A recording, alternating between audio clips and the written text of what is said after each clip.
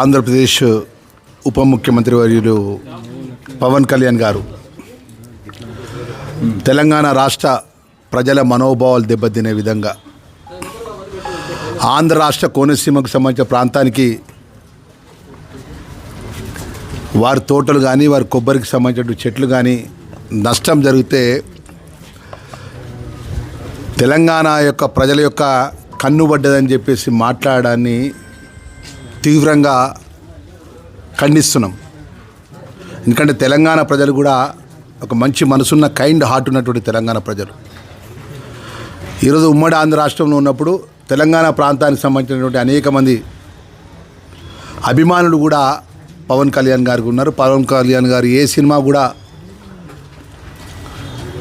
Release చేస్తే వేలాది మంది అభిమానులు పెద్ద ఎత్తున స్వాగతం పలికి మా హీరో అన్నటువంటి గొప్పగా అభిమానిస్తారు తెలంగాణ ప్రజలు. మరి అలాంటి పవన్ కళ్యాణ్ ఆంధ్ర రాష్ట్ర ఉప ముఖ్యమంత్రిగా ఓ బాధ్యత గల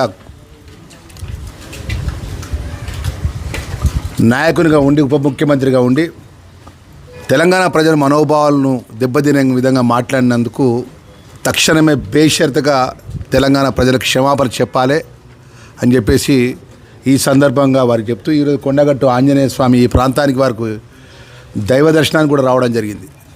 మన ఆ కొండగట్టు ఆంజనేయ స్వామి ఆయన బుద్ధిని మార్చి దీన్ని చేసిన తప్పును ఒప్పుకొని తెలంగాణ ప్రజలను ఉద్దేశించి మాట్లాడిన మాటలకు నేను క్షమాపణ చెప్తున్నా అని చెప్తే ఆయనకు చాలా మంచిగా ఉంటుంది, మంచి పద్ధతి అని చెప్తున్నా.